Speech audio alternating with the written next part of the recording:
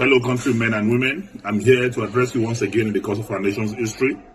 I'm here to address Nigerians, especially on my brother and friend, the former governor of Anambra State and the former vice presidential candidate of our political party, Peter Obi. Peter Obi is one of the finest Nigerians who is intellectually mobile and administratively sagacious. He's a great Nigerian, and by the grace of God, he has the potential of being a great president in the nearest future. I celebrate you, Peter Obi, and I celebrate your movement for a new Nigeria. I celebrate your conscientization of the Nigerian youth and public on governance and building a new Nigeria. But I want to advise that your time is not now, because you will have to wait for your time. I've listened to your postulations, I've listened to your arguments, I've listened to your deliveries, I've listened to your campaigns, and I can say that 90% of your campaign is dwelling on reducing the cost of governance. I mean, most of your campaigns is around cutting the costs of governance. And I want to tell you that the problem of this country is beyond just cutting the cost of governance. The problem of this country is beyond reducing the cost of governance. I'm not saying that is deceptive, I'm not saying it's pretentious, but I'm telling you that it is less than 1% of our national problem. Beyond cutting the cost of governance, and I want to say that cutting the cost of governance, you don't need to be a president to cut the cost of governance. If you have a very effective Minister of Finance, you have a very effective Minister of Budget and Planning, you have a very effective CBN governor, you can cut governance. You have a very effective chairman of the economic team. You can cut governance with the cooperation of a president. But I want to say that is not our major problem today in this country. What we need today in Nigeria is to unify this country. Nigeria has never been this divided in our national history. Not even during the Civil War are we this divided.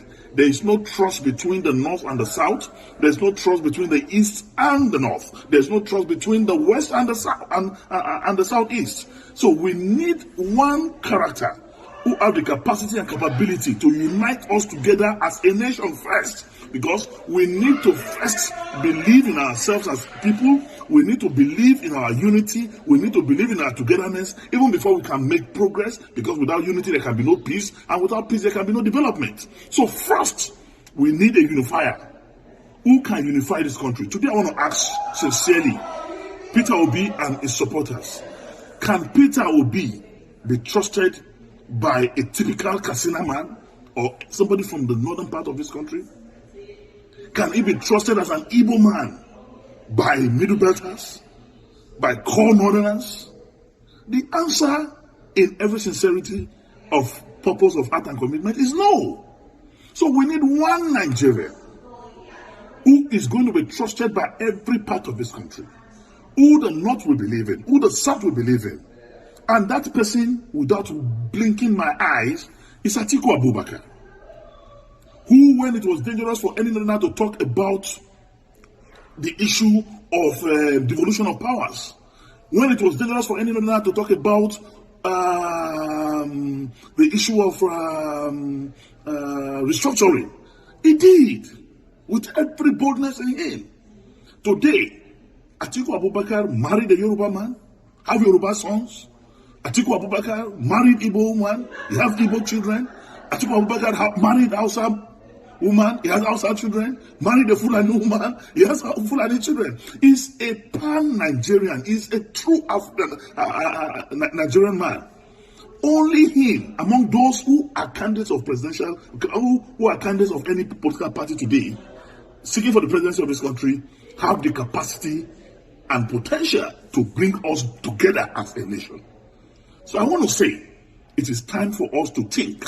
I encourage the crusade, the movement started by Peter Obi to continue. Move from campus to campus, move from community to community, move from one progressive group and organization from this country to another, to campaign for the new Nigeria that is to come, and be part of the movement of Atiku Abubakar to rebuild, to restructure, to reorganize, and reboot Nigeria as a country. We must speak the truth, and the truth is the truth. You are a great Nigerian. I salute your political and intellectual sagacity. You are one Nigerian that I know. Tomorrow, there's a space for you. But for today, let us forget the social media drama. Let us forget the diaspora euphoria. The truth of the matter is we need a unifier. We need one Nigerian that can solve the problem of insecurity in this country. We need a Nigerian that will have intel from every security facet of our national life. We need a Nigerian that will get intel from Cameroon, from Chad, from Mali, from Benin.